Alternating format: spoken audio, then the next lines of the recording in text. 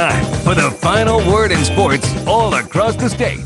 You're listening to Sports Talk with your hosts, Phil Kornbluth, Will Pelagic, and the Professor Tom Hayes.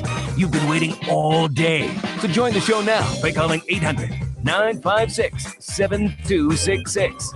You know, if you think you know the wind direction, it can switch on you pretty quick. So it has you, as you second guessing a lot of the time around this course. That's what makes it clever. You have to play smart golf. When you get softer conditions in the morning, the wind's not really too much of a factor. We saw it yesterday morning. I think it played 2 shots or a shot and a half harder in the afternoon. So I'm kind of hoping for the same today, being that I'm in the clubhouse right now. So wouldn't mind a nice little stiff breeze this afternoon for these guys. But all in all, we'll be within the shouting distance after a day for sure for the weekend. So a lot of fun golf ahead. What'd you learn that you can take into the weekend after 36 holes? Don't hit it up against tree trunks. Just make sure you hit in the fairways. There's no tree trunks there. Yeah, I know a thing or two about those tree trunks and golf balls. The tree trunk usually wins the battle with your golf club and your golf ball. No doubt about it. Roots. And tree roots. This is true. Hey, good evening. Welcome into Sports Talk, South Carolina Radio Network, a feel-good Friday. Everybody's in a great mood. So much to talk about. Round 2 of the RBC Heritage wrapping up. It's going to be a great weekend for golf at one of the great venues in the country, and the scores are looking dynamic. We'll have Willie P. with us in just a moment. Commitments today for USC and Clemson. Verbal public announced commitments by 2 linebackers that we'll be talking about here in just a couple of minutes. One for USC, one for Clemson. Big weekend at Clemson, of course, with the spring game. The Tigers announced their new women's basketball coach officially today, Amanda Butler. We'll hear from her on the program tonight. Mike Morgan will be here. He called the USC win last night at Arkansas a gutsy, tough win for the Gamecocks on the road at the number 2, number 3 ranked team in the country before a big house in that beautiful stadium in Fayetteville. We'll get Mike's take on that. The Braves win today. They beat Yu Darvish in Chicago 4-0. We've got to start paying attention a little bit, I think, to the Braves right now. We will have George Bryan III with us from Harbortown as well. He's been following his son Wesley. We'll talk birdies and bogeys around South Carolina with him coming up. Wesley today, not bad. Even par 71 puts him at 2 under. Right now, the projected cut looks like it's going to come in at even par. So he'll make some money. He'll make the weekend. And what else tonight? We've got a big weekend of racing at Bristol Motor Speedway, always one of the highlight events on the NASCAR circuit, the 2 stops at Bristol as they go inside the bull ring. And Kyle Busch earns the Busch pole.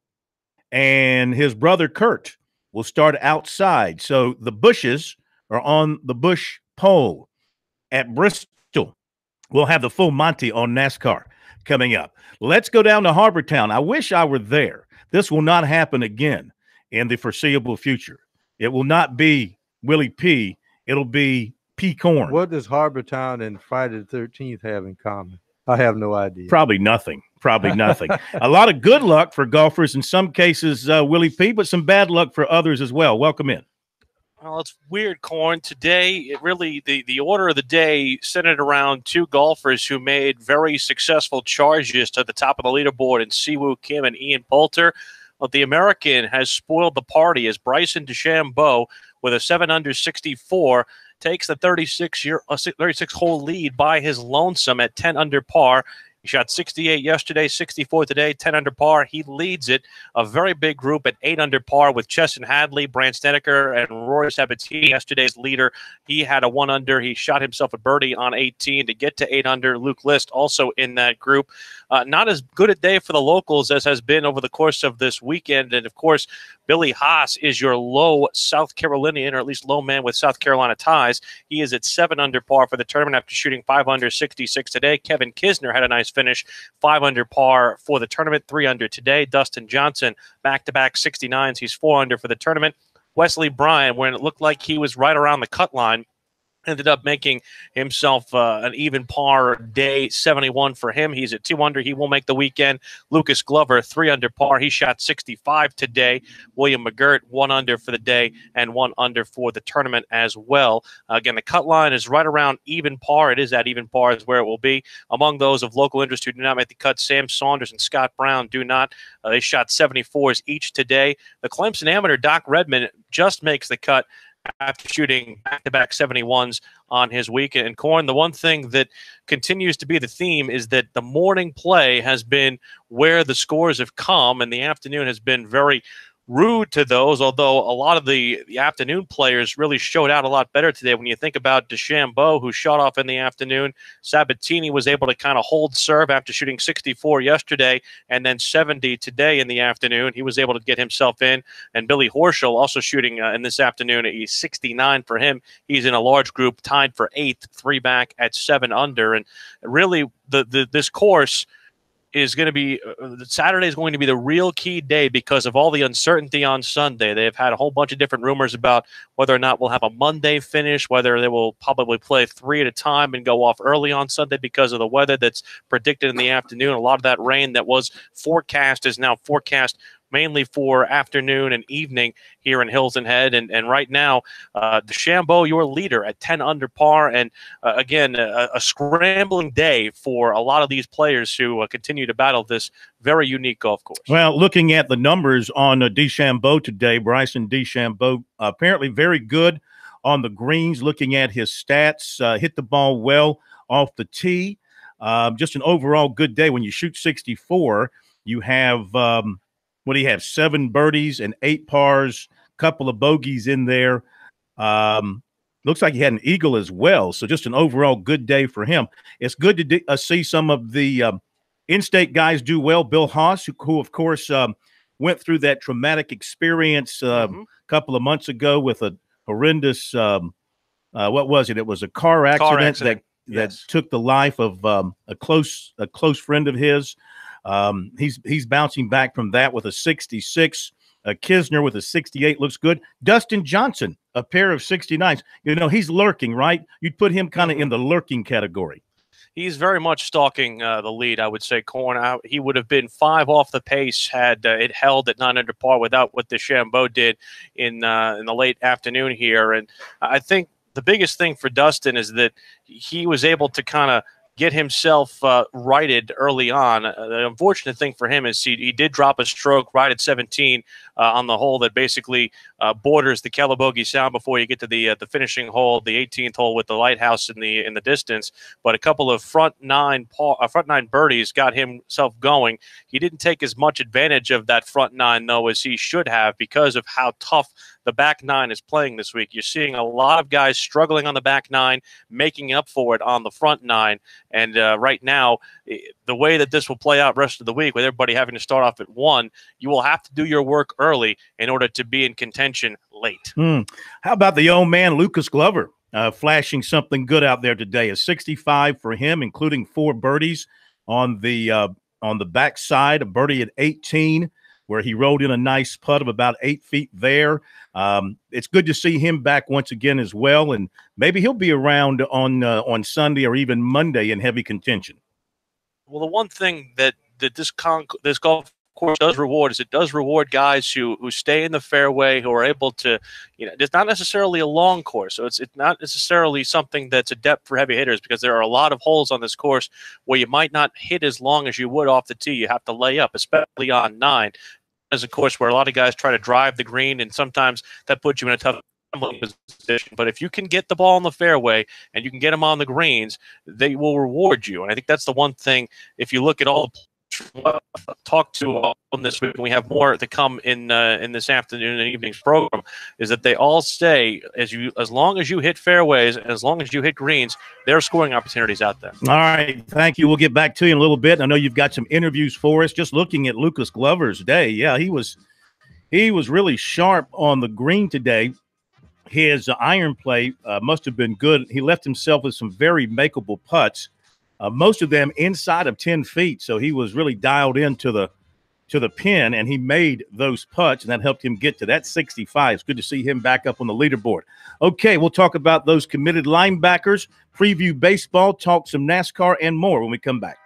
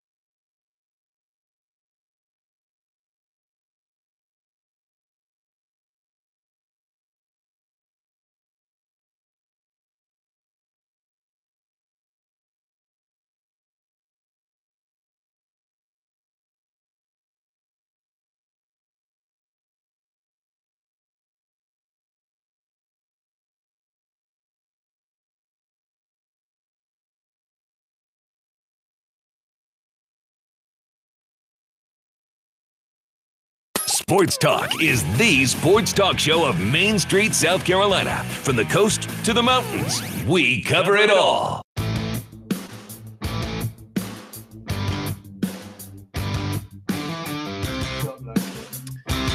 Okay, we're back on Sports Talk, South Carolina Radio Network. So much going on. If you want to jump on board, 800-956-7266 is our phone number. Email talkback at sportstalksc.com. On Twitter at SportsTalkSC. Of course, we are streaming the program via Periscope on Twitter. If you lose us over the airwaves and you want to find us, that's a great way to go. Also, of course, our stations on the TuneIn app, another great place to find us. If you lose us, only go there if you lose us on your local affiliate. Our Columbia affiliate, the Point Radio, does not preempt us at any time. So you can always find us there on the TuneIn app. All right, so coming up tonight, you've got Clemson and Miami about to begin a 3-game series. It'll be condensed into 2 days. They're going to play a doubleheader tomorrow because of the weather. 7 to 9 innings. That's a good question. I think they're both – you're asking me this. I think they're both – let me look it up before I answer. I think they're both 9 innings, if I remember correctly.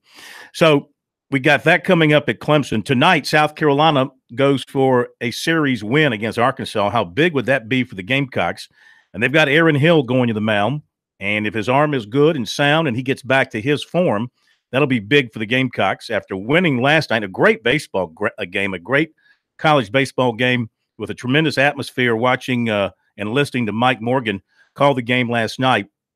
He mentioned a couple of times, in his cohort mentioned as well, what a great atmosphere they had at Baum Stadium last night for that Gamecock win. So that was a gutsy win. The Gamecocks are getting healthier. Campbell is back. Stokes was back in the lineup last night. Just need to get Hopkins back in there to be whole, and they can move forward. But that gets them back to within a game of 500 and in the SEC. So considering everything that they've gone through, they've got to feel okay about that if they can build on it and go from there. Is it my imagination? But it seems that Arkansas had the bases loaded in every inning, and the Gamecocks turned double play after double play after double play, including the always difficult 3-2-3 double play. I thought the door was open when they had the bases loaded, 2 out, and the catcher drops the foul ball. I guess the wind had him kind of off balance, and he dropped the foul, pop behind home plate, and the guy got extra swing and still flied out.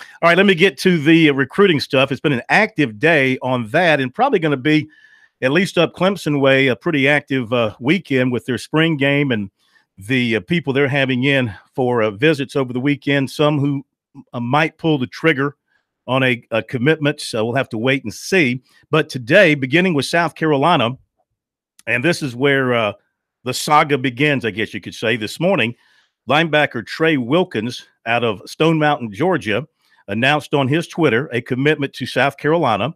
He's a guy that we have been following. He's a legitimate prospect with reportedly a lot of offers, 6'2", 215.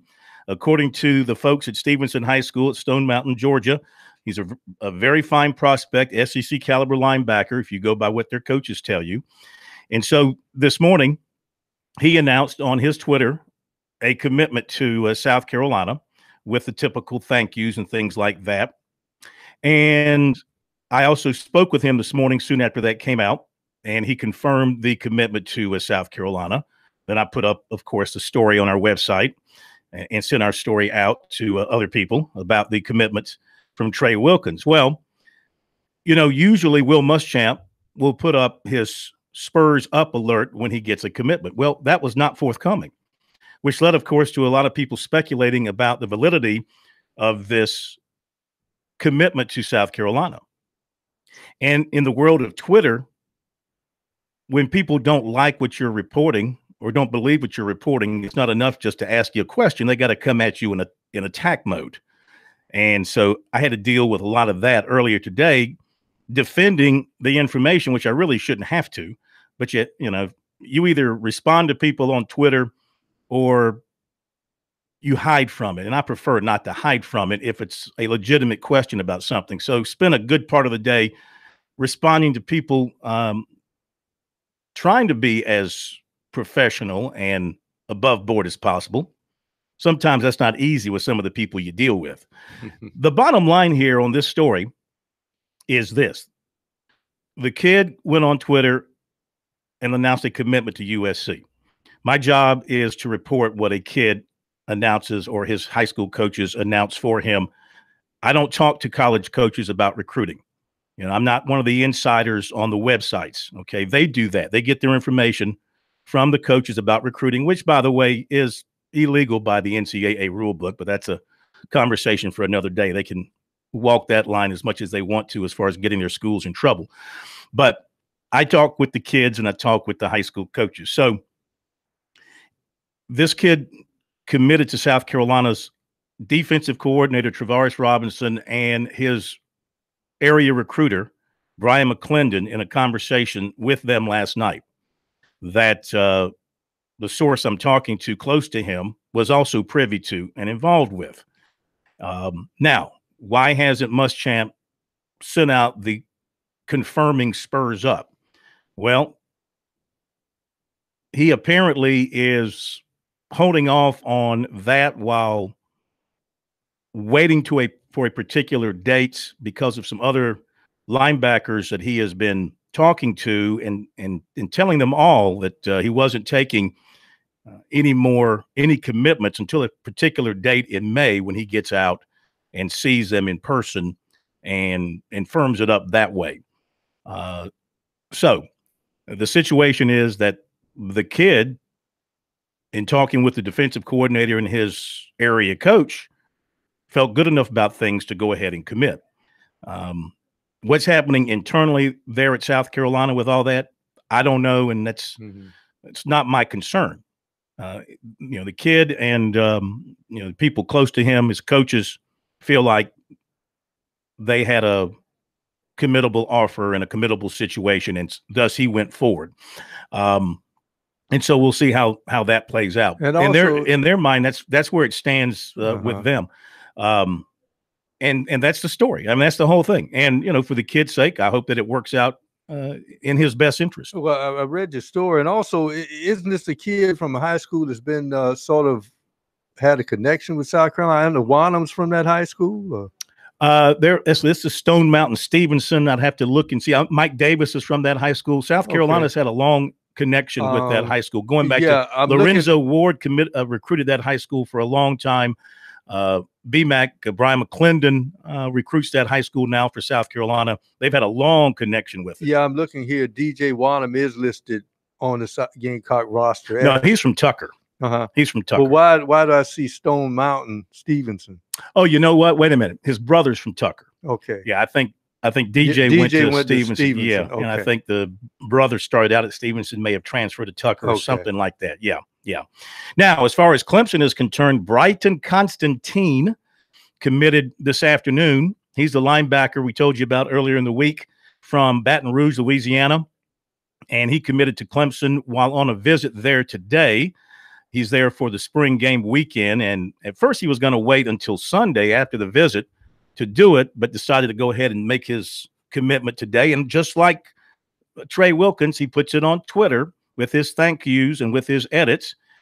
There's no confirmation from Clemson or anything like that. They can't go public with it. Now, there is the kid in a picture with Brent Venables and Dabo Sweeney in Dabo's office. And knowing from talking with him that this was something that he was going to be doing, you feel pretty secure in the feeling that he committed, they want him, and they have affirmed receiving his commitment on their end. So that's the story on those two. I am counting Trey Wilkins as a USC commitment because I always count them based on what the high school player and the coaches say. If it turns out down the road that Will Muschamp just doesn't take it, then so be it. But that's how we're counting it right now. And, of course, that would give South Carolina 10 commitments for the 19 class, and Constantine gives Clemson 5 commitments for the 19 class. We'll go into more details on both in the recruiting segment coming up. I wanted to get that story out to you and let you know exactly some of the background behind all that. When we come back, more from Hilton Head, and also we'll hear from Mike Morgan here on Sports Talk.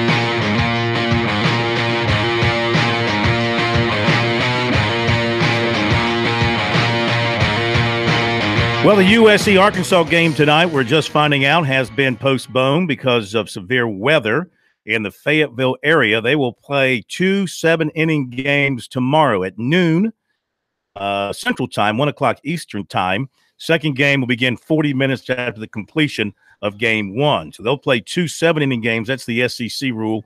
And Clemson, Miami, which are getting underway here shortly at Doug Kingsmore Stadium, they'll play 2 9-inning games tomorrow at DKS, as long as the weather holds up. Coming up, we're going to hear from the new Clemson women's basketball coach, Amanda Butler. She was officially introduced today, so we'll let you hear her first words as the Lady Tigers. They still go by Lady, the Lady Tigers head coach. More from Will at Harbortown. In fact, let's go to him before we get to Mike very quickly, get the latest update on the leaderboard. Any movement up there since your last update? Nothing really, Corn. A lot of the golfers, again, just kind of getting themselves off the course. Still, Bryson DeChambeau at 10 under par is your 36-hole leader. Siwoo Kim and Ian Poulter, who were the leaders for most of the day, at 9 under par. And Chesson Hadley and Brant Snedeker, Rory Sabatini, Luke List are the group tied for 4th at 8 under par. Danny Lee, C.T. Pan, Billy Horschel, Charles Howell III, and Billy Haas, all 7 under par, 3 off the lead. All right, very good. Let's welcome in Mike Morgan. Another edition of Morgan on the Move. He was busy last night with USC-Arkansas baseball, so we bumped him to tonight, or actually he bumped us to tonight. He's brought to you by Founders Federal Credit Union, where their mortgage team is more equipped than ever to help you with the mortgage process. Visit foundersfcu.com/mortgage to apply today. And by BP Skinner Clothiers, where people nationwide get their custom-made suits and accessories from Brent Skinner. Very best in suits, shirts, pants, shoes, and more, available to you right in the Columbia showroom in the Vista, or online. You can visit them at bpskinnerclothiers.com to set up an appointment. All right, Mike is with us, and enjoyed the ball game last night. Great call, and what a game to call, too. I think, announcers are at their best when the game is tight and you're hanging on every pitch. I think that was the scenario for you guys last night. Yeah, first off, thank you. And secondly, it was a relatively clean game. I know there were a couple of miscues in the field and a couple of base running blunders that certainly hurt Arkansas, but I thought it was a really well-played game overall, with clutch performances out of both bullpens.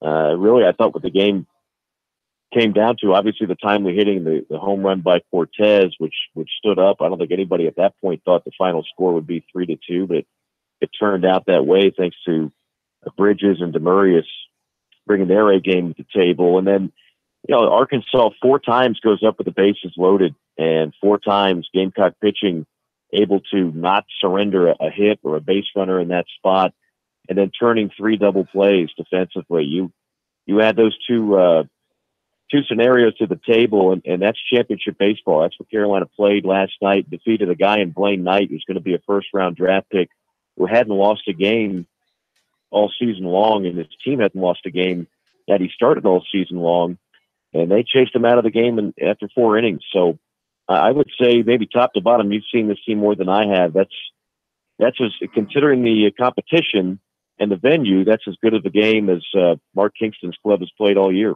What did you think of Logan Chapman last night and the work he gave the Gamecocks?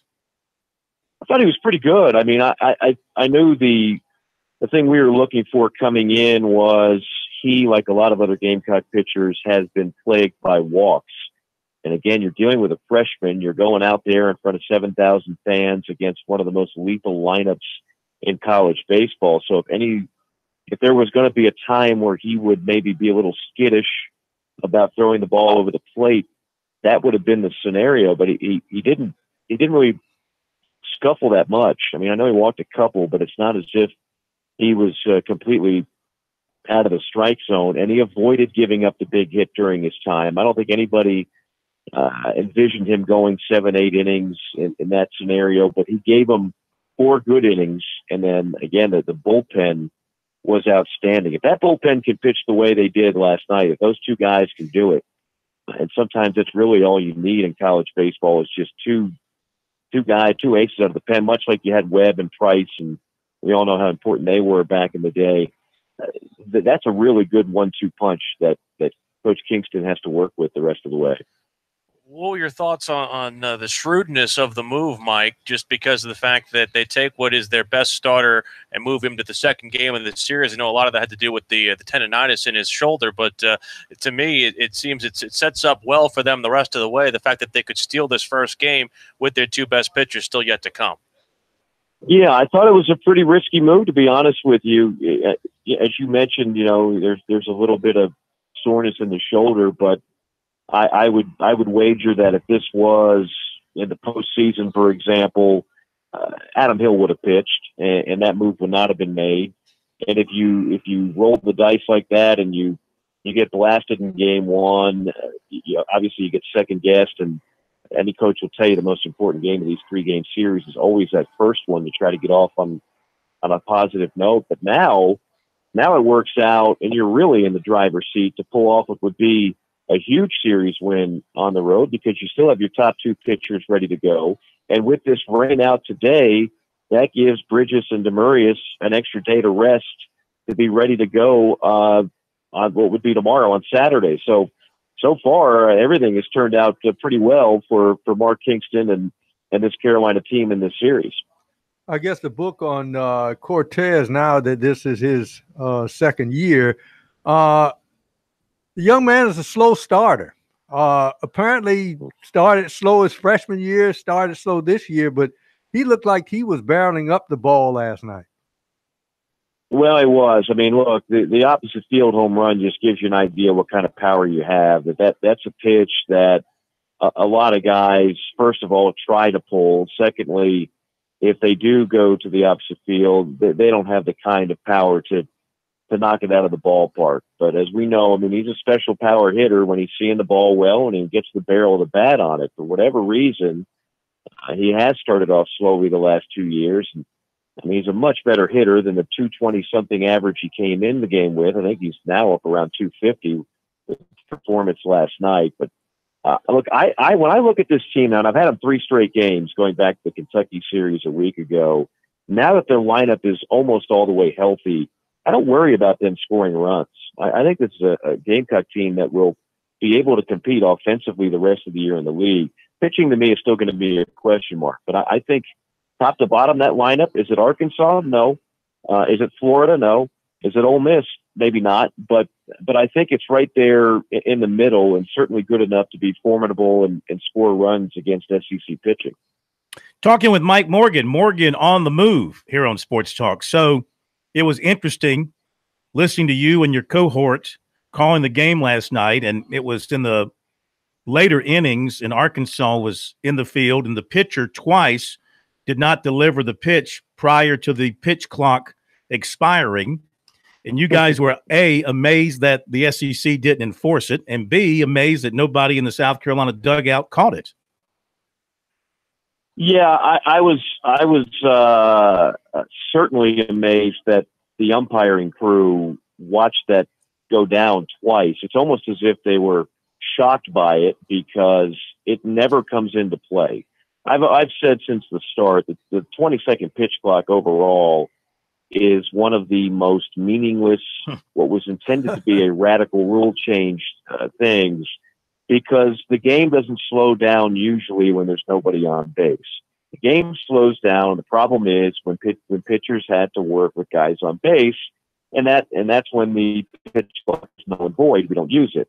So only once, I think, in the games I've done in the last 5 years has there been a penalty where, of course, the batter is issued a ball because the pitcher didn't let it go within 20 seconds.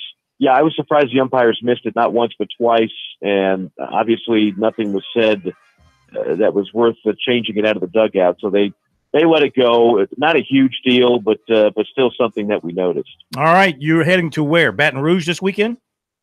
Baton Rouge got LSU and Tennessee on Sunday afternoon. LSU, of course, an opponent that you'll see in Columbia next week. So my first chance to see LSU in person this year. Very good. Have a great one. We'll talk to you next week. Okay, have a great weekend, guys. Our thanks to Mike Morgan. Morgan on the move. Miami has jumped to a 1-0 lead on Clemson, top of the first. Be right back.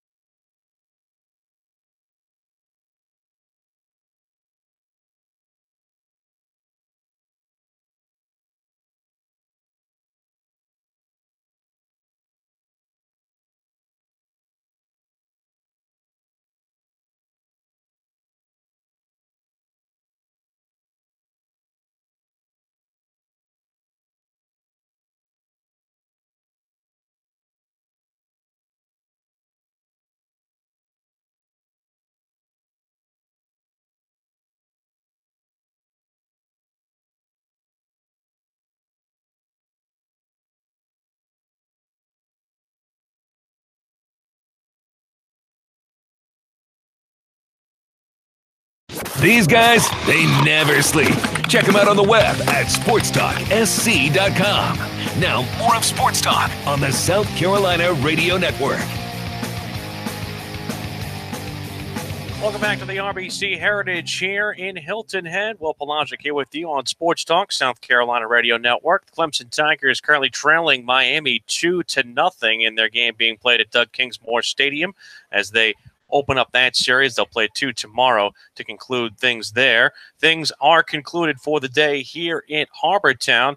The man who steals the lead with a second round of 64, Bryson DeChambeau, birdied 3 of his last 4 holes. Also had an eagle on number 2 where he got a 205-yard approach shot onto the green to come within 10 feet to make an eagle putt. Also, had 3 birdies on the front 9 despite 2 bogeys. He just wrapped up things in the interview room just a couple moments ago. Here's what he had to say about his round, which he takes into the weekend as the 36-hole leader. Yeah, thank you. It was a lot of fun, that's for sure. Haven't shot that low yet. I know I shot a couple 65s before, but it was certainly nice to make that putt on 18. I mean, it was kind of going to be a little sour tasting in my, if I would have made that putt on 18. But other than that, I was striking my irons unbelievable. I'd say the whole day, really, and was able to hit it within 3 or 4 feet every time almost with a wedge in my hand. And so that was kind of nice to be able to take pressure off of my putting and just relax and make a couple 3-footers. Great. Let's go right into questions. You'll raise your hand. We'll start with Ryan. You've been playing well. You finished second at Bay Hill. I mean, do you feel like this is just all part, like it's just a role that's sort of going on right now? And do you feel that good about your game? I think I'm progressing in the right direction. I know my game is good enough to be where the elites are in the game. I'm not there yet. I know that. But I certainly am moving in the right direction. We're figuring a lot of great things out that's helping me on the golf course. I'm more comfortable on the course, too. 2 years it's kind of the time. For me, it's always taken me a lot longer than most, I would think, even though I'm still 24 and doing really well or, pretty well on tour. But at every stage, it's always taken me a couple of years to get comfortable. And I'm finally starting to get a little comfortable out here. My golf swing's solidified, my putting is solidified, and it's just about getting a little bit better here and there. And that's all I'm doing. And so I can say that, yes, I am playing really well. Unfortunately, didn't play as good as I thought I could have last week, but I know my game's in the right direction, and it showed today. All right, over on the aisle, and then Cam. Grayson, you mentioned your iron play and how well that it was today. Earlier in the week, you were really grinding hard on the putting green. Is this the best you feel your putting has been all year? And if your putting is clicking, how unstoppable do you feel your game is? Oh, I mean, my putting's moving in the right direction. Again, I can't say that I'm at the top of my game right now, although it is the lowest round I've shot in my career. But my putting is progressed over time. It's taken time to understand a lot of these variables that were unknown to me in college, unknown to me in junior and amateur golf. I just didn't know some of the things that the best putters in the world do out here to make them the best putters in the world. I mean, it's tough to even say because I don't want to give away too many of my secrets or anything like that. But it's moving. Again, all I can say is that it's moving in a really, really good direction.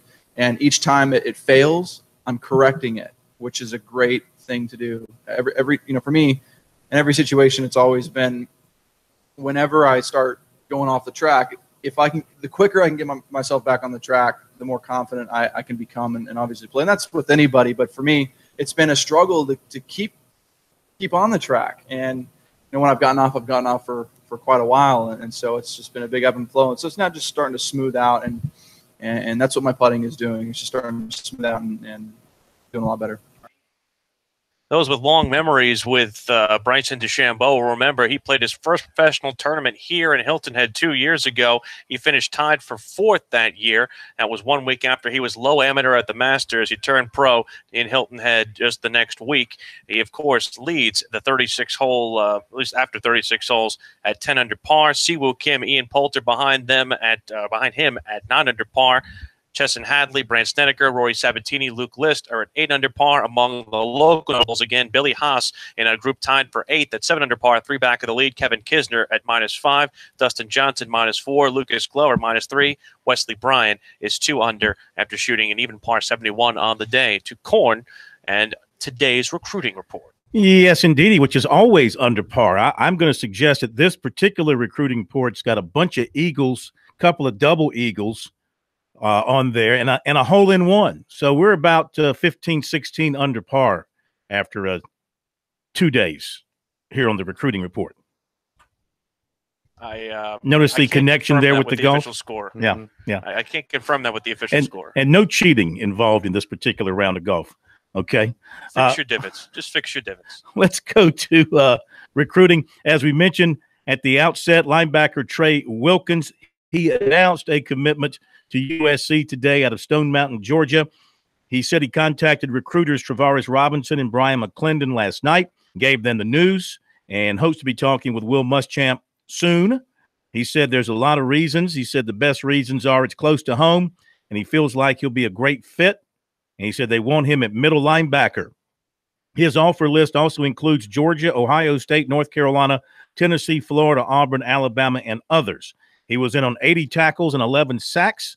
He gives the Gamecocks 10 commitments for the 2019 class, the first at linebacker. And, of course, all commitments are unofficial until they actually sign on the dotted line. Also, linebacker Brighton Constantine, 6'2", 220, out of Baton Rouge, Louisiana, committed to Clemson this afternoon as he began a weekend visit for the Tigers spring game. From his short list, he chose the Tigers over Mississippi State, Ole Miss, Tennessee, Auburn, Florida, TCU, and Houston. He told us he feels like he's really accepted there. They show him a lot of love. He talks to Venables, and they tell him how much they love him.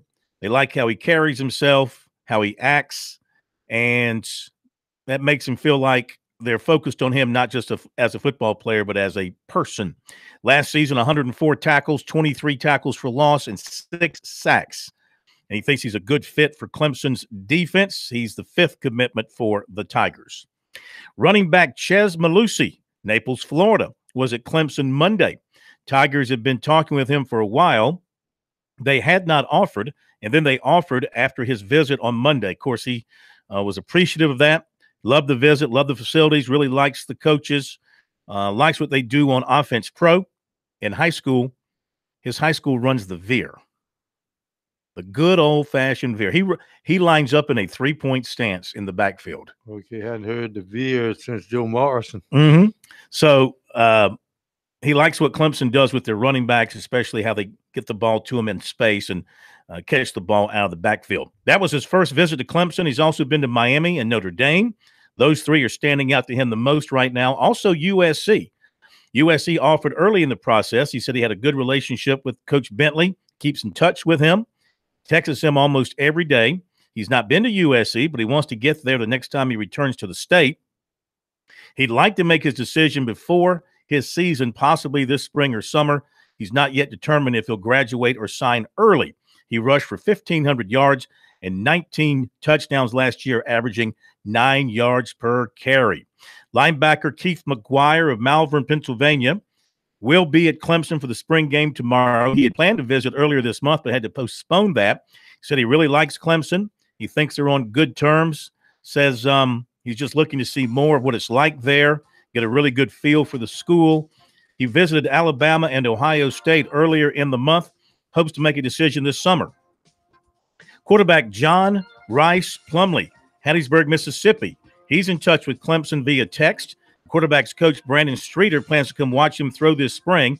He might revisit Clemson after his baseball season. Per Tiger Illustrated, quarterback Tayshaun Fomachan of Avon, Connecticut, plans to be at Clemson for the spring game tomorrow. That might be worth keeping a close watch on. Florida State was the other top school on his list, along with Clemson. Florida State's already gotten a commitment from Sam Howell. This could be a situation where he decides to go ahead and commit to Clemson while he's on the visit. Spring Valley defensive back Jalen Geiger was offered by East Carolina. And we've got a few more recruiting notes for you, including some basketball stuff. We'll give that to you coming up in hour number 2. We'll be right back.